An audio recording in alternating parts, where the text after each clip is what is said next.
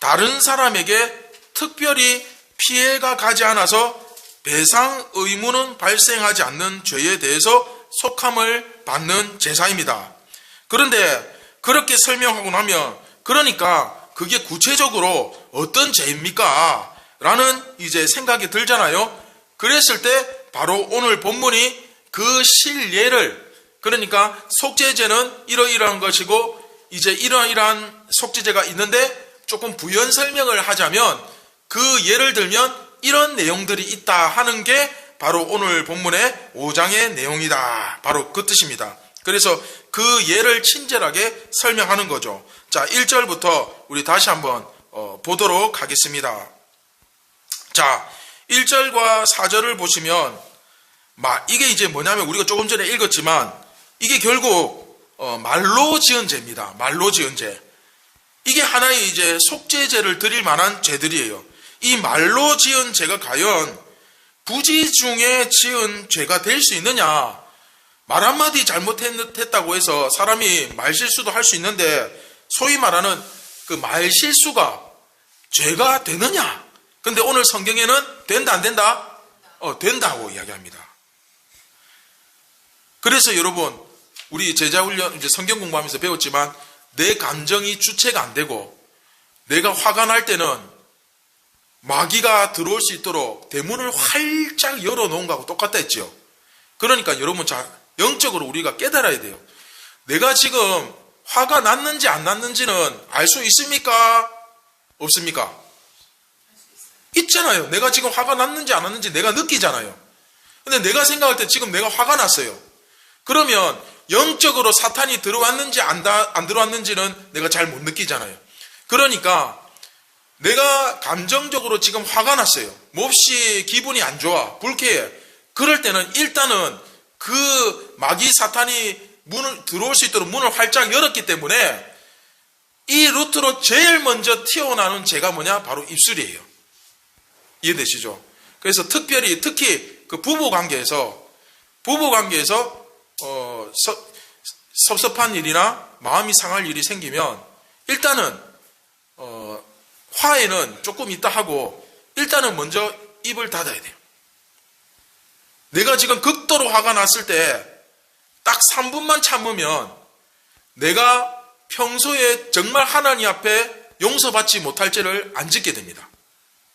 그리고 또 30분을 더 참게 되면은 그 다음에 오늘 말씀처럼 부지 중에 짓는 이 말로 짓는 죄를 안 짓게 돼요. 그리고 이제 약 한 30여 분이 지나고 나면 이제 마음이 추스려 줍니다. 근데 그 찰나의 순간을 참지 못해요. 그래서 내가 극도로 화가 났을 때는 일단은 입술을 닫고 기도하세요. 기도하면서 감정을 추스리고 그리고 마음이 좀 안정이 됐을 때 그때 이야기를 해야 돼. 예, 되도록이면.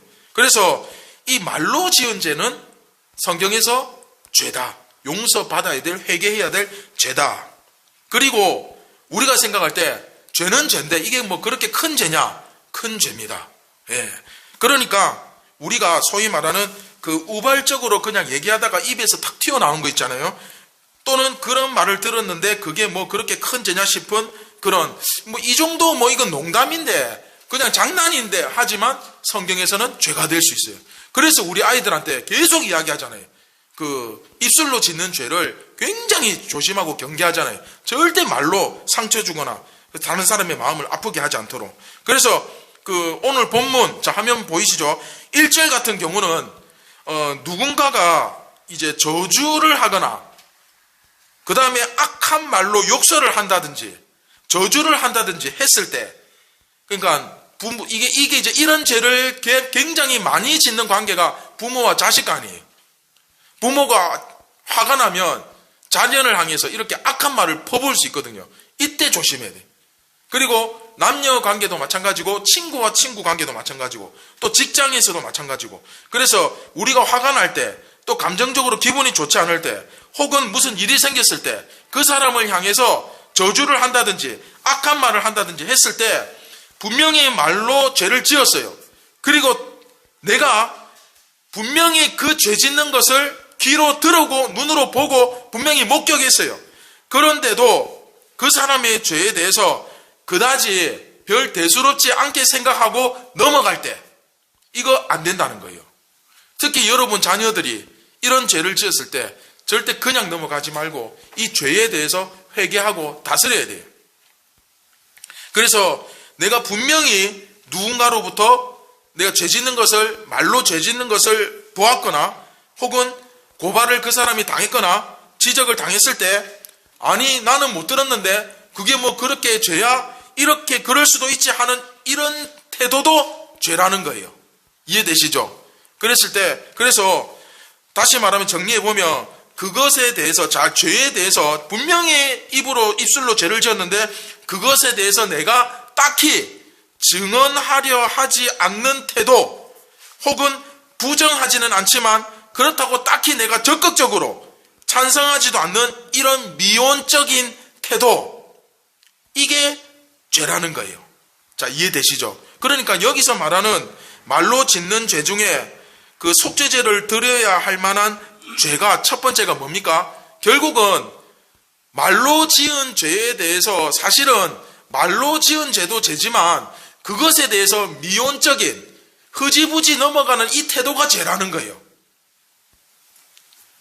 그리고 사전의 경우는 만일 누구든지 입술로 맹세하여 악한 일이든지 선한 일이든지 하리라고 함부로 말하면 이게 뭡니까? 함부로 맹세하고 약속하는 거, 이것도 죄라는 거예요. 막 아무렇게나 떠벌리면서 어떻게 보면 사람이 좀 너무 해프죠? 해픈데 악한 일이든 선한 일이든 좋은 의도든 나쁜 의도든 어쨌든 간에 막 함부로 내뱉고 악한 경우는 어떤 겁니까? 막 성이 나가지고 화가 나가지고 내뱉는 말, 또 화가 나면 소위 필터링 없이 막 이렇게 이야기하잖아요. 그런 거. 네가 인간이야. 네가 목사 새끼야. 내 저 녀석 죽여버릴 거야. 꺼져라. 그러니까 자식 보고 야 이 원수야. 인간아. 남편 보고 어이구 이 인간아. 언제 철들래? 그러면서 막 저주를 내뱉잖아요. 이런 것들 전부 다. 그리고 또 반대로 내가 너 꼭 지켜줄게. 내가 이거 꼭 사줄게. 내가 꼭 돈 갚아줄게. 뭐 이런 하여튼 뭐 좋은 의도로 이야기했지만 너무 해프게 이야기하는 거, 함부로 약속을 하는 거. 그래서 예수님께서 땅으로도 하늘로도 약속하지 마라 그러잖아요. 맹세하지 마라 그러잖아요. 그래서 함부로 약속을 하다가 지키지도 못할 약속을 하게 되는 거죠. 그럴 때 주님 앞에 진심으로 회개해야 된다는 거예요. 용서를 받아야 돼요. 이처럼 함부로 특히 진리에 관련돼서 진리를 왜곡시키는 말, 이거는 큰 죄에 해당됩니다. 그래서 마치 하나님이 존재하지 않는 것처럼 하나님을 배제시키고 말을 한다든지, 우리 믿는 사람 같은 경우에, 그렇죠? 자, 특히 예배 시간에, 오늘도 마찬가지. 지금 이 시간에 우리가 정말 믿음을 가진 자라면 우리를 통해서 예수님이 여기 임재하고 계세요. 그런데 우리가 말을 할 때 예수님이 마치 없는 것처럼 무시하고 말을 함부로 하는 경우가 있잖아요. 그런 경우 조심해야 된다는 거예요. 예. 그래서 마치 예수님께서 이 자리에 임재하고 계심에도 불구하고 그 예수님의 존재가 없는 것처럼, 이것도 결국은 또 화하고 연결이 되죠. 우리가 감정이 막 교회에서 봉사를 하고 일을 하다 보면 이제 막 서로 이렇게 의견이 안 맞아서 이렇게 갈등이 생기고 대립이 될 수가 있죠. 그럴 때 아무리 내가 속상하고 화가 나도 항상 예수님이 여기 계신 것을 생각하면서 이야기하라는 거예요. 그 선을 넘지 말라는 거예요. 우리가 주님 앞에서 할 말이 있고 못할 말이 있잖아요. 그런데 마치 여기 지금 예수님도 안 계시고 아무도 없는 것처럼, 그렇죠? 우리가 집에서도 마찬가지잖아요. 아버지가 계시면 아무리 자식이 화가 나도 부모 앞에서 할 말이 있고 뭐 안 할 말이 있잖아요.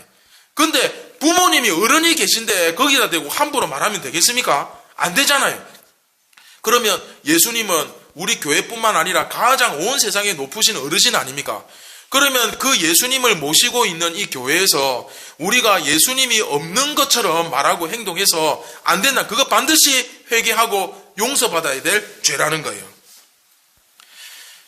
사실 이제 말로 짓는 죄는 어떻게 보면 이 물리적인 폭행이나 도적질 뭐 이런 게 아니잖아요. 뭐 내가 다른 사람에게 사기를 친 것도 아니고 또 내가 누구를 때린 것도 아니고 그렇기 때문에 딱히 피해를 입은 사람이 없기 때문에 죄라고 여기지 않는 경우가 많습니다.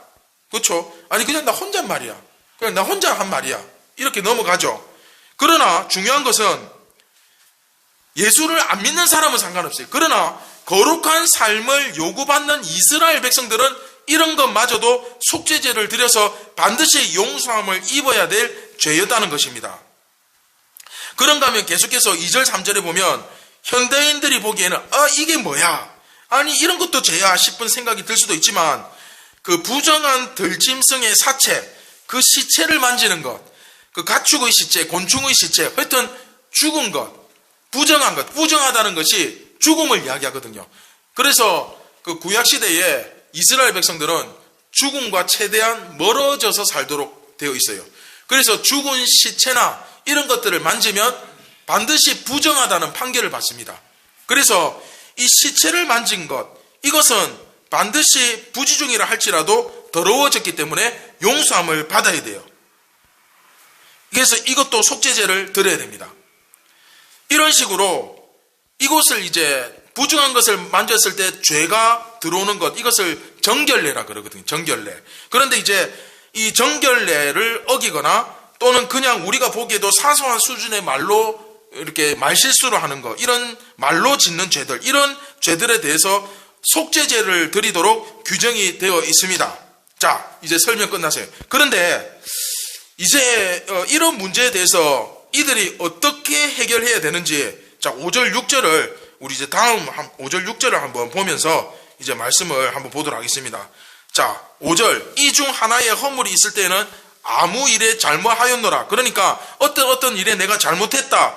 자복하고, 첫째, 스스로 인정하고 자복해야 돼요.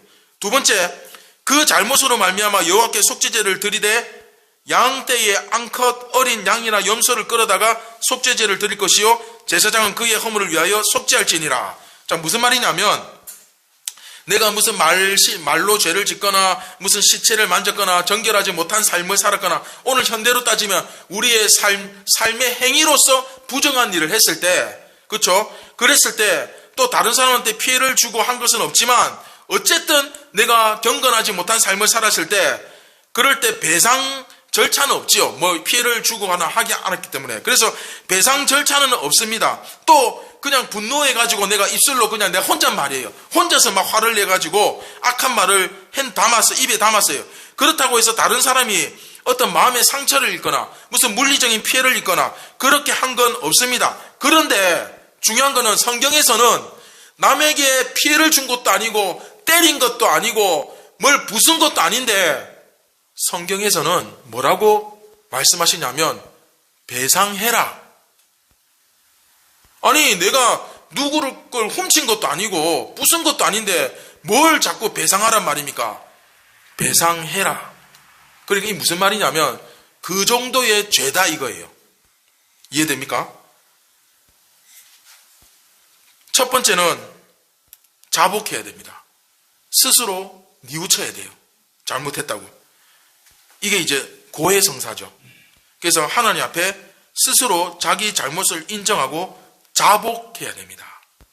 그래서 이 성소에다 자기 속죄제를 드리러 제물을 가지고 오면, 그리고 두 번째는 뭐냐면 그 전에 이 속죄제를 드릴 때 제물을 가지고 그 성막으로 들어오잖아요. 그죠? 그러면 일단은 아무리 은밀하게 지은 죄라도 내가 속죄제를 드리러 가면 여러분 제일 성막이 이스라엘 정중앙에 있잖아요. 그러면 그 지파가 이제 성막을 중심으로 해서 쫙 우리 그때 그림 보셨죠? 이렇게 퍼져서 살잖아요. 동서남북으로. 그러면 제물을 들고 속죄제를 드리러 가면 일단 내가 죄를 용서받으러 가면 사람들이 알까요? 모를까요? 다 압니다. 그래서 속죄제의 특징이 뭐냐면 예수님께 용서함을 받을 때 사람들도 다 알게 돼요. 속죄제는. 그렇죠? 그래서 이 속죄제의 성격이 고해성사처럼 내 죄를 자복하게 되는 거예요. 공개적으로. 그리고 거기서 끝납니까? 아니죠. 양, 염소 바쳐야 됩니다. 지금으로 따지면 가난한 사람들은 바칠 수 없는 중산층 정도 되는 급의 재물을 바쳐야 돼요. 물론 저소득층이나 지금으로 따지면 뭐 차상이나 뭐 기초생활수급자들은 또 그들의 형편에 맞게 또 대처하기는 하지만, 그러나 일단은 양염소 바쳐야 돼요. 내가 지위가 좀 높아, 제사장이야, 혹은 뭐 족장, 이렇게 되면 어떻게 됩니까? 내가 지위가 좀 높아요. 그러면 양하고 염소에서 안 끝납니다. 소 바쳐야 돼요. 소. 뭐 때문에? 내 입에 욕설을 좀 담았다고, 더러운 시체에 좀 만졌다고 하나님을 이렇게 엄격하게. 여러분, 이번 주에 혹시 입으로 담지 못할 말을 하신 적 있습니까? 혹시 욕을 너무 아무도 못 봤지만 내 혼자서 욕한 적 있습니까? 소 바쳐야 돼요. 어떡할 겁니까? 자, 우리가 보기에 중요한 팩트는 이거죠. 자, 첫 번째, 우리가 생각할 때 이거는 너무 사소한 죄예요. 아니, 이 정도까지 소 바치라 하면 도대체 어쩌란 말이냐, 이런 마음이 들어요. 그렇죠? 너무 성경에서 하나님께서 민감하게. 그러나 이것이 중요한 건 그겁니다. 이스라엘 백성들, 지금 이제 신약 시대로 따지면 교회에게 요구되는, 그러니까 하나님께서 교회에게 요구하시는 이게 거룩이에요. 이것이 바로 정결한 백성 제자의 모습입니다. 이해되셨죠? 그러니까 여러분, 아무리 우스운 얘기라도, 아무리 재미있는 이야기라도, 그것도 심지어 여러분 강단에서, 이 설교단에서 말씀을 전하면서 욕을 한다, 과장해서 농담을 한다, 이건 있을 수 없는 얘기예요. 이건 교회로서, 하나님 나라의 자녀로서 하지 못할 짓입니다. 자, 이해되셨죠? 그래서 우리가 이제 오늘 이 말씀을 가지고 한번 묵상과 적용을 해보도록 하겠습니다. 자, 이것은 어디까지나 제 주관적인 경험이기 때문에 뭐 전부 다 그렇다 말할 수는 없지만, 제가 어릴 때 1980년대, 90년대만 해도 교회가, 특히 고신이 좀 법이 좀 그렇지 않습니까? 이 법이 되게 엄격해가지고 성도들을 올가매는 그런 것이 좀 있었어요. 그래서 너무 자유가 없고 엄격했어요. 심지어 여러분, 기역자 교회 들어봤습니까? 기역자 교회가 뭐냐면, 자, 교회가 기역자로 되어 있고, 기역이죠. 그럼 기역에서 꺾이는 부분에 강대상이 있고, 기역자 한쪽에는 여자가 있고 한쪽에는 남자가 있어요. 그래서 남녀가 따로 앉아서 예배를 드렸어요. 근데 기역자로 꺾이니까 이 꺾이는 부분에 강단이 있으니까 남자들도 보이고 여자 성도들도 이렇게 보이는, 그런데 따로 앉는, 그러니까 그 정도로 엄격하게. 그리고 절대 치마는 그 무릎 위로 올라오지 않도록, 그리고 검정색을 되도록이면 검정색이나 하얀색 단정하게, 이런 식으로 사소한 거, 옷 입는 거, 그 다음에 이제 금전적인 거, 생활 하나하나를 굉장히 까다롭게 그렇게 하던 시절이 있었습니다. 그래서 매사에 우리 생활 하나하나까지 엄격한, 좀 어떻게 보면 진지한 그런 모습들이 있었어요. 그래서 심지어 주일날은 일하지 말라고 안식하라고 했더니 돈 쓰는 것도 일이라고 판단해가지고, 저희 어릴 때는 그 주일날 되면 철도길에서 많이 만났어요. 그래서 차를 안 타고 수십 리를 그 철도를 따라서 걸어오는 거예요. 철도에서. 그러다 보면 이 가정 저 가정 철도에서 다 만나요. 그래서 철도길 따라 쭉 가다 보면 교회가 나왔거든요. 그러다 보니까 그렇게 만나는 경우도 있고. 그런데 최근에는 그리스도인으로서 이제 이렇게 엄격할 필요는 없지만, 소위 말하는 마땅히 지켜야 될 가장 기본적인 법까지도 소위 은혜로 다 덮어버리는 거예요. 이건 분명히 죄인데 그냥 은혜로 다 그냥 덮어버리는 거예요. 그러면 그게 은혜입니까? 은혜가 아니죠. 그래서 은혜롭게 하자 하면서 죄를 덮는 거예요. 이해되십니까? 이거는 진짜 은혜가 아니라 사실은 가짜 은혜죠. 그걸로 그냥 죄를 덮어버리는 거예요. 그래서 안 지킵니다. 우리 금요일날 성경 공부하면서 우리 삶을 오픈하고 솔직하게 이야기하고, 그리고 그것을 위해서 회개할 거 있으면 회개하고, 그리고 우리가 그것을 놓고 같이 위해서 기도하고 하는 이유가 뭡니까? 여러분, 죄는요 은혜로 덮는 것이 아니라 끄집어내어서 도려내어야 돼요. 죄는 우리 안에서 잘라내어야 될 암덩어리입니다. 그런데 은혜로 한다고 그걸 덮어버리는 게 뭐냐면 소위 그거예요. 내가 위암에 걸렸어요. 암덩어리가 그 위에 생겼어요. 그러면 수술대 올라가 가지고 그 배를 째고 이렇게 그 암덩어리를 잘라내야 되잖아요. 그런데 그 수술하기 위해서 메스로 이렇게 가르고 그 암덩어리를 보더니 암이 있네? 덮어버리자. 그러면 이 사람은 어떻게 됩니까? 곧 죽어요. 죽습니다. 근데 더 무서운 건 영적인 죽음이죠. 영적인 죽음은 영원한 지옥이에요. 내가 죄가 있는데 은혜로 하면서 이걸 덮어버린다? 그러면 그 사람 이제 죽는 겁니다. 반드시 은혜는 우리가 유지하되 죄는 도려내어야 돼요. 그래서 여러분, 건강한 교회는 이런 내 죄를, 부끄러움을 솔직하게 고백할 수 있는 교회가 건강한 교회입니다. 그래서 저도 오늘 하나 고백할까 합니다. 어제 설교 준비하면서 우연히 2022년 작년이죠. 작년 9월 첫째 주 예배 영상을 보게 되었어요. 근데 제가 그 영상을 보고 예수님 앞에 회개했어요. 그 영상을 보는데 그 예배 인도를 하는 저의 모습이 굉장히 낯선 거예요.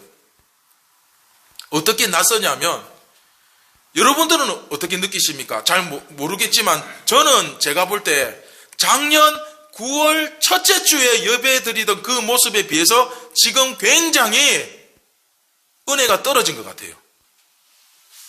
작년 9월 첫 주에 예배 인도하던 저의 모습은 제가 봐도 너무나 간절하고 너무나 은혜롭게 찬양하고 기도하고 정말 하나님 앞에 그 절실한 마음들이 느껴졌는데, 그 모습에 비해서 지금 저를 보니까 그런 모습이 없는 것 같아요.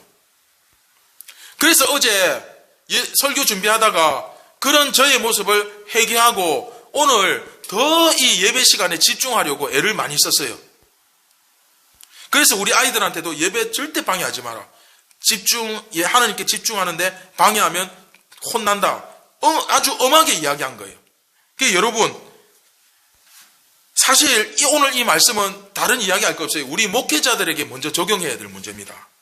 우리 목사들, 그렇죠? 특히 굉장히 유명한 목사님들, 또 스타 강사, 이런 분들이 강단에서 정말 필터링 없이, 두려움 없이, 망설임 없이 막 함부로 막말을 하고, 그리고 심지어 법을 무시하고 편법을 쓰고 그러고 있으니 거기서 배우는 우리 일반 성도들은 도대체 어떻게 되겠습니까? 한번 생각을 해보세요.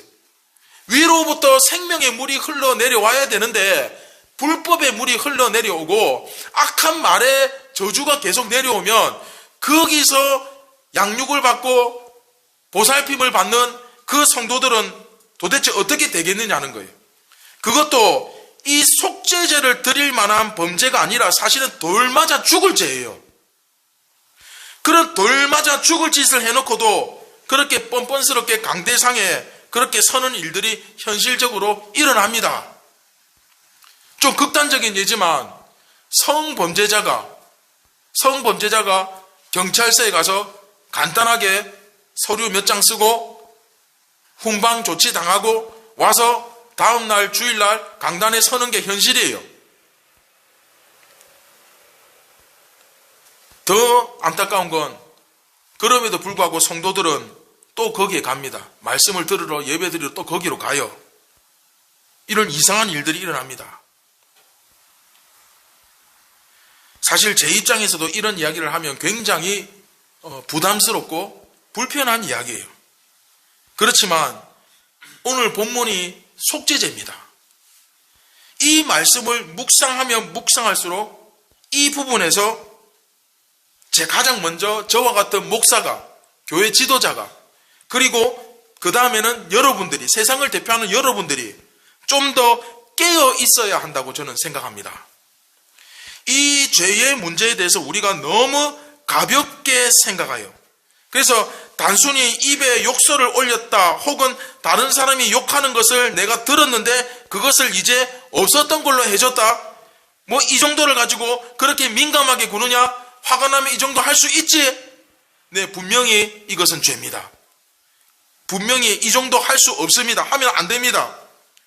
이런 죄 때문에 성경을 보세요. 이제 집사님 집에 가서 가족들 중에 누가 욕을 하고 화를 내고 욕설을 하고 험한 말을 하면 이 레위기 말씀을 꼭 펴서 읽어주세요. 소와 양을 바쳐야 될 정도로 이게 심각한 죄라고. 소를 바치는 죄가 어떤 죄입니까? 대제사장이 죄를 범했을 때, 국가적으로 범죄했을 때, 그렇죠? 그때 소 바치잖아요. 그런데 우리가 입으로 욕하고 말로 저주하면 이 소를 바쳐야 될 정도로 이게 큰 죄라는 사실을 좀 가서 이야기를 해주세요. 그것도 예수님을 믿는다는 사람이, 예수님을 내 삶의 주인이라고 고백하고 세상에 안 믿는 사람한테 가가지고 내가 그리스도인이라고 이야기하는 사람들이 입으로 욕을 하고 저주를 하고 있을 수 없는 일입니다. 소를 바쳐야 될 정도로 큰 죄입니다. 물론 예수님께서 우리의 모든 죄의 대가를 치러 주셨죠, 십자가에서. 그러나 그렇다고 해서 이제부터 우리가 예수님께서 우리의 모든 죄를 위해 죽으셨으니까 이제 마음껏 죄를 짓고 마음껏 욕하고 성질나면 성질나는 대로 살자, 말이 됩니까? 그 예수님 십자가에 2번 못 박는 거예요. 그 죄에 대해서 우리가 당당하게 여기고 뭐 이 정도는 괜찮지가 아니라, 정말 우리가 입으로만 회개합니다, 잘못했습니다 할 것이 아니라, 그렇죠? 이 속죄제 규정 보면 얼마나 이 사소하고 별것 아닌 것처럼 보입니까? 그러나 이 죄를 깨끗하게 하기 위해서 얼마나 엄청난 대가를 치러야만 했습니까? 이게 전부 다 예수님의 십자가입니다. 이 예수님이 흘리신 피입니다. 그런데 우리가 예수님께서 피를 또 흘리게 만드는 거예요. 우리가 이 사실을 좀 생각해 본다면, 우리가 이 율법의 정신을 생각해 볼 때, 오늘 이 레위기 말씀 5장 1절부터 이 6절 말씀을 생각해 볼 때 어떻습니까? 우리가 얼마나 교회로서, 예수님의 제자로서 더 정결해지기 위해서, 더 거룩해지기 위해서 나는 정말 지금까지 얼마나 더 노력해 왔는가, 다시 한번 정말 생각해 봐야 됩니다. 사랑하는 선한 제자교회 성도 여러분, 말씀을 맺도록 하겠습니다. 우리가 조금만 더 우리가 지금보다는 더 의로워질 수 있도록 노력합시다. 우리가 지금보다 더 정결해질 수 있도록, 주님 앞에서 깨끗해질 수 있도록 더 노력합시다. 특히 이 나의 입술과 나의 일거수일투족이 하나님 앞에서 거룩해야 한다는 사실을 다시 한번 우리가 확인할 수 있었으면 좋겠습니다. 좀 더 우리가 이 죄의 문제에 대해서 진지한 태도를 가질 수 있기를 소망하고, 오늘 말씀이 그런 면에서 좀 무거운 말씀이 될 수도 있지만 좀 더 우리의 양심이 굳어서 화인 맞은 돌처럼 굳은 그런 어떤 심령이 되지 않도록 나 자신을 돌아보고, 작년에는 내가 예배 드릴 때 그렇게 눈물 흘리며 간절했는데 이제는 이제 내 마음속에 눈물도 말라버리고 감독도 없고 감동도 없고 은혜도 없는 그런 상태에 내가 빠져 있진 않은가, 내 심령을 돌아보고, 그리고 내 입술을 돌아보고, 내 일거수일투족 내 행동을 돌아보면서 정말로 예수님 앞에 더 정결해지고 더 거룩해질 수 있는 저희가 될 수 있도록 그렇게 애를 쓰고 기도하는 우리 모두가 되시기를 주님의 이름으로 축원드립니다. 우리 함께 이 찬양을 함께 부르면서 우리 같이 기도했으면 좋겠습니다. 우물가의 여인처럼 우리 같이 찬양할 때에 그렇습니다.